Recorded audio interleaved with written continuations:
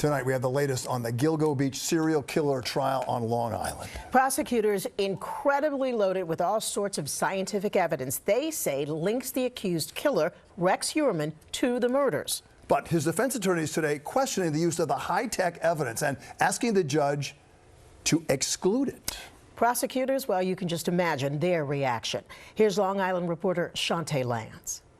Accused Gilgo Beach serial killer Rex Heuermann enters Suffolk criminal court standing stern beside his attorney Michael Brown, as the defense attorney formally filed two motions, one of them asking a judge to exclude the nuclear DNA results from rootless hairs found at 6 of the crime scenes, claiming they are not generally accepted as reliable in the scientific community, which is a requirement under New York state law.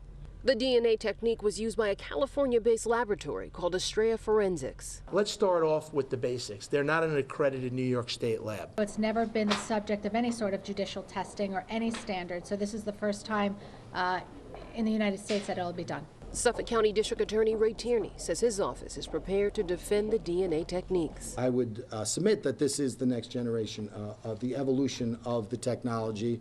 It's exciting to be at the forefront of that, and we look forward to proving the scientific acceptance and the effectiveness of this technology. The other motion is a motion to sever, splitting the 7 women's murders into 5 separate trials.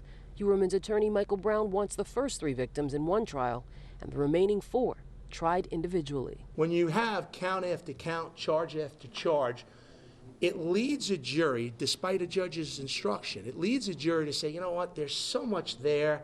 He may not be guilty of this, but maybe he's guilty of that. And it's what we call a cumulative effect. We believe it was properly joined. We believe that we have good grounds to oppose it.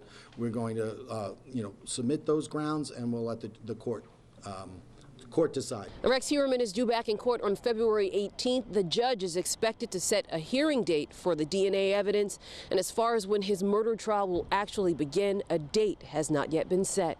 In Riverhead, Chantee Lans, Channel 7, Eyewitness News.